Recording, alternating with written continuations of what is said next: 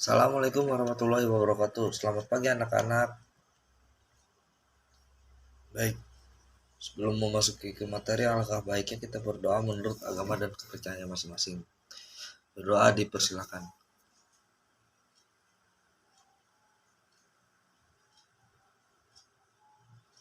Sudah selesai. Sebelum memasuki materi juga, Bapak hanya mengingatkan jangan lupa mengisi daftar hadir ya. Nah, sekarang kita akan membahas tentang perancang proposal karya ilmiah. Apa sih merancang proposal karya ilmiah? Kerangka proposal yaitu proposal penelitian merupakan rancangan yang menjelaskan tentang rencana penelitian. Sebagai tentunya, proposal menggambarkan apa dan bagaimana penelitian nantinya dilakukan. Penjelasan mengenai rencana penelitian ini harus sistematis dan tidak keluar dari kaidah ilmiah. Oleh karenanya, setiap bab dan subbab harus ringkas dan jelas dengan isinya. Nah, di sini ada langkah-langkah menyusun kerangka proposal. Langkah pertama, peneliti menjelaskan fenomena yang relevan dengan penelitian. Dan yang kedua ada dari masalah ini, peneliti merumuskan pertanyaan, penelitian atau rumusan masalah. Yang ketiga ada tujuan dan manfaat penelitian. Dapat dirumuskan secara sekilas. Dan yang keempat ada bab 1. Yang lengkap ini dapat digunakan sebagai dasar untuk perumusan judul penelitian yang sederhana dan mengumpulkan kajian pustaka yang sesuai dengan isi proposal yang tergambar pada latar belakang dan tujuan. Dan yang keenam ada menentukan metode penelitian yang akan digunakan untuk menemukan pemecahan masalah. Nah, dan yang terakhir ada menyimpulkan dan menyusun saran dari proposal berdasarkan uraian pada bab 1 dan bab 2. Di sini ada mengembangkan proposal karya ilmiah, yaitu ada bagian awal, bagian utama dan ada bagian akhir. Di bagian awal yaitu ada 8 pengertian, yaitu sampul depan. Sampul depan membuat judul proposal, logo, nama sekolah, dan tempat penyusunan proposal serta tahun penilaian proposal dengan ketentuannya. Dan yang kedua ada lembar judul. Lembar judul sama seperti sampul depan, menggunakan kertas HPS ukuran A4 warna putih, contoh sampul depan proposal. Nah, yang ketiga ada lembar pengesahan. Lembar pengesahan memuat tulisan lembar pengesahan proposal, judul proposal, nama penyusun, kelas, kolom, persetujuan, guru pembimbing. Dan ada yang keempat yaitu kata pengantar. Kata pengantar memuat uraian singkat mengenai maksud penyusun proposal dan ucapan terima kasih kepada pihak-pihak yang berjasa pada keberhasilan penyusun proposal. Kata pengantar tidak memuat hal-hal yang ilmiah. Di pojok kanan bawah paragraf kata pengantar ini ditulis kota, bulan, tahun, dan nama penyusun. Yang kelima ada daftar isi. Daftar isi memberikan informasi secara menyeluruh mengenai proposal.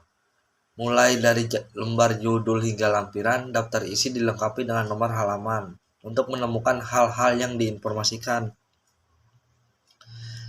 Yang keenam ada daftar tabel. Daftar tabel memuat urutan tabel yang terdapat dalam naskah proposal. Urutan tabel dibuat dengan angka Arab dalam kaitan dengan urutan bab subbab dalam bagian utama. Setelah nomor tabel, kemudian ditulis judul tabel dan halaman tabel dalam naskah proposal. Yang ketujuh yaitu ada daftar gambar. Membuat urutan gambar, grafik, diagram, peta, dan lain-lain yang termasuk kategori gambar yang terdapat dalam naskah proposal. Cara penulisan daftar gambar sama seperti daftar tabel. Yang ke-8 atau yang terakhir yaitu ada daftar lampiran. Daftar lampiran memuat urutan lampiran yang terdapat dalam naskah proposal. Setelah nomor urut lampiran, kemudian ditulis lampiran. Daftar lampiran tidak mencantumkan nomor halaman. Nah, yang ada yang bagian awal. Bagian utama yaitu ada pendahuluan, tinjauan pustaka, dan metode penelitian. Nah, yaitu pendahuluan memuat latar belakang permasalahan, rumusan masalah, hipotesis bila ada, tujuan dan manfaat penelitian. Latar belakang permasalahan memuat alasan-alasan penting dan perlunya meneliti masalah. Pada latar permasalahan juga dijelaskan kedudukan masalah yang diteliti dalam lingkup permasalahan yang lebih luas. Dan B yaitu rumusan masalah. Rumusan masalah memuat pernyataan singkat tentang masalah yang diteliti. Batasan masalah yang diteliti yang dapat disusun dalam kalimat pertanyaan. Ketiga yaitu ada hipotesis. Hipotesis memuat pernyataan singkat sebagai jawaban sementara terhadap masalah yang dihadapi yang masih harus dibuktikan kebenarannya. Yang D yaitu tujuan penelitian, memuat sasaran yang akan diperoleh dalam penelitian. Itu ada yang kelima yaitu ada manfaat penelitian, memuat manfaat yang akan diperoleh dari penelitian baik untuk pengembangan ilmu, teknologi, metodologi, atau pembangunan nasional. Nah, terus ada tinjauan pustaka. Tinjauan pustaka memuat uraian mengenai landasan teori dan landasan empiris yang mendukung pendekatan pemecahan masalah. Tingkat kedalaman dan keluasan aspek-aspek yang diteliti tergantung pada ketajaman. Analisis permasalahan selain teori, hasil-hasil penelitian lain yang relevan dapat juga disajikan dengan menyebutkan sumber referensinya. Nah ya, di sini ada metode penelitian. Metode penelitian memuat tempat dan waktu penelitian, bahan dan alat penelitian, jenis dan variabel penelitian, cara kerja atau cara pengumpulan data, dan cara analisis data. Yang pertama yaitu tempat dan waktu, memuat tempat pelaksanaan penelitian, baik penelitian yang dilaksanakan di laboratorium atau di lapangan, dijelaskan wilayah administratifnya. Kalau perlu diberi deskripsi singkat mengenai lokasi penelitian beserta petanya. Waktu artinya waktu pelaksanaan penelitian. Yang kedua yaitu ada bahan dan alat. Memuat uraian bahan dan alat digunakan dalam pelaksanaan penelitian. Misalnya bahan kimia, hayati, atau bahan-bahan lain yang digunakan dapat pula dijelaskan spesifikasinya. Demikian juga alat yang digunakan dapat dijelaskan tingkat kehandalan, kesahihan, dan ketelitiannya. Untuk penelitian yang menggunakan hewan, tumbuhan, dan mikroba hanya disertai nama ilmiahnya. Cara kerja memuat uraian rinci mengenai urutan pelaksanaan penelitian, mulai dari persiapan hingga pengujiannya, termasuk prosedur analisis kimia, fisika, dan hayati. Untuk penelitian eksperimental dapat dikemukakan jenis rancangan percobaan, jumlah perlakuan dan replikasinya. Variabel penelitian memuat variabel parameter yang diamati dan diukur, termasuk variabel yang dikendalikan di samping jenis-jenis data penelitian, nominal, ordinal, interval, dan rasio. Dapat pula dijelaskan satuan pengukurannya. Yang keempat yaitu ada cara analisis data, memuat cara-cara pendekatan pengujian hipotesis jika ada, baik melalui analisis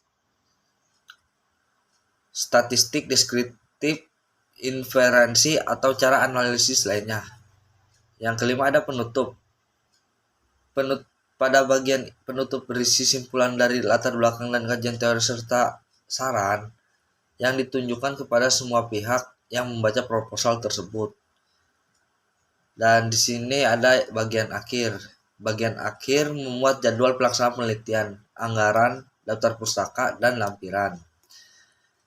Jadwal pelaksanaan itu memuat perkiraan lamanya persiapan dan pelaksanaan penelitian dalam penyusunannya. Yang kedua yaitu ada daftar pustaka. Daftar pustaka disusun secara vertikal menurut urutan abjad dan secara horizontal. Yang ketiga ada lampiran. Lampiran diberi nomor dengan angka Arab tanpa nomor halaman. Apakah sampai sini ada yang ditanyakan? Baik ya, dikarenakan waktunya sudah cukup dan tidak ada yang mau bertanya, maka Bapak akan melanjutkan untuk pertemuan selanjutnya. Sebelum kalian keluar, Bapak hanya mengingatkan sekali lagi untuk jangan lupa mengisi daftar hadir. Sebelum kita menutup pertemuan hari ini, alangkah baiknya kita berdoa menurut agama dan kepercayaannya masing-masing. Berdoa dimulai.